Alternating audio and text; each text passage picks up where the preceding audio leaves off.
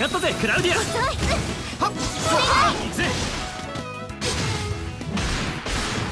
連続だ。あいつ今なら攻撃が通りそうだよ。 It's hard to believe that the Atelier Ryza series is less than 4 years old. As Gust's best-selling titles in this long-running franchise, the adventures of Rosalind Stout and her friends have resonated with many people in a short time. Atelier Ryza 3, Alchemist of the End and the Secret Key is the conclusion of the Secret Trilogy and manages to be the very best yet. While taking a more focused approach with its narrative, it retains the series' penchant for relaxed gathering, laid-back exploration, and fast-paced combat.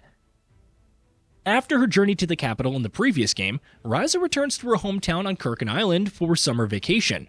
Older and more skilled as an alchemist, but still very stubborn and set in her ways, her arrival is quickly followed by the emergence of the Kark Islands. Though Tal and Bose are there to assist against monsters in the initial scouting party, Ryza begins hearing a cryptic voice in her head, pushing her to investigate the islands further.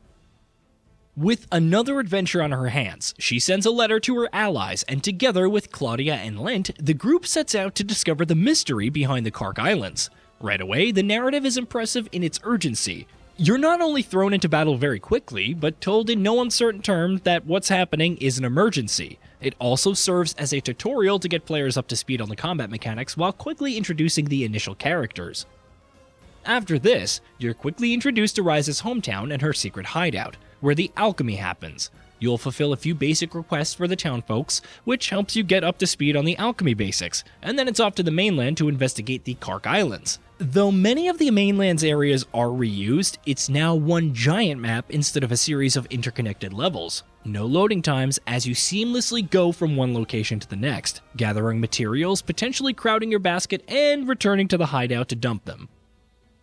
The Kark Islands are a massive mini-region with landmarks, enemies, and secrets. You'll encounter dolphins who serve as mounts to traverse the underwater parts, and each small island provides different secrets and random quests to complete.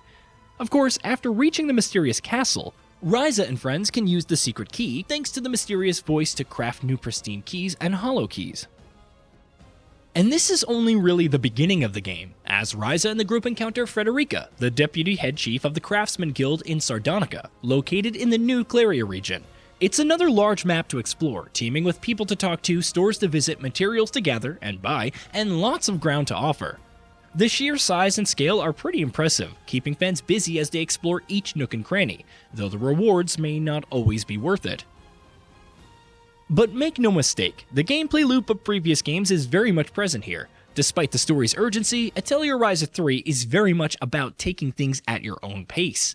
While you're encouraged to progress quickly to unlock more alchemy and combat options, you can idle in places for as long as you'd like, completing random quests for SP and other materials, fighting monsters to level up and experiment with crafting. It's relaxing in that aspect, but combat will keep you on your toes due to its action-based nature. When entering battles, your party and enemies will have an ATB-like bar to fill while waiting for their turns and gathering AP. You can guard against attacks in real time, and when it's your turn, execute combos and use abilities to damage enemies. As you accrue CC, the ATB bar is bypassed to use items and immediately deal damage. However, you can also switch between party members in the back row, continuing combos and feeding into the orders from your teammates. Deal some physical damage with Ryza, switch to Claudia and deal magic damage, which activates orders from Lent and Tau, and then switch to Bose to finish off enemies. While your two other active party members are controlled by the AI, either in support or aggressive modes, you can directly control them in battle. It's a good way to block damage against stronger opponents, especially bosses. With multiple foes at once, it can get disorienting when a single party member is targeted by their attacks. You won't necessarily see what they're doing, resulting in some iffy blocking. It's particularly annoying when attacked mid-combo. Better indicators for when attacks are about to land would have helped. You could pause in the middle of combat for a better idea of the positioning, so there's at least that. Each character has a core crystal with corresponding element, and by using core shards you can unlock benefits like increasing the max CC and the amount at the start of the battle, boosting the power of core items and reducing CC lost. So if you have Bose dealing, say, ice damage with an attack, he'll gain more CC. With stronger core item effects and reduced CC costs, you could assail foes with bombs to quickly end fights against weaker enemies. For the most part, battles in Atelier Ryza 3 are fast-paced and fluid. And just when you think things are getting easy or settling into a monotonous rhythm, which can happen due to somewhat lackluster enemy variety, keys are introduced. The hollow keys are used on enemies below 80% health to extract various effects, which can provide temporary buffs and effects to a party member in combat. They're reliant on CC and technical level, which must be above 2, and they can offer some interesting little boosts when needed. Keys are generated at landmarks and can open glowing chests in that region to obtain materials. You also have pristine keys, which are crafted and provide even more effects. All this feeds into the core gameplay loop of alchemy. You'll once again gather materials and synthesize different items, filling out material loops to bestow them with different keys. Alchemy is important for creating and gathering tools like the hammer, fishing rod, and scythe for collecting various materials. It's also used to craft and upgrade armor and weapons, synthesize items with different types of elemental damage, and heal your party, and much more. The alchemy system is fairly complex, especially as you sort through materials with different traits and qualities. Crafting materials with a specific trait and then stacking them can lead to much stronger effects, and that's not even factoring in the super traits, which have separate conditions to unlock. Throw in keys, which perform several functions like adding materials, increasing attributes, and much more. And you can tinker with item creation for a very long time. It's a lot to manage, especially if you pick up a lot of junk materials that don't have quite the requisite traits, high enough quality, or the required level to fill out the material loops. Of course, if things get too complex, you can go with a quick crafting method, which automatically adds all the required ingredients to craft an item, with a choice of high quality or low quality materials. As you earn SP, you'll unlock new recipes in the skill tree, further expanding your range of alchemical options. The complexity of the systems can be overwhelming to pick up at first, especially when the otherwise helpful tutorials skip out on some important bits.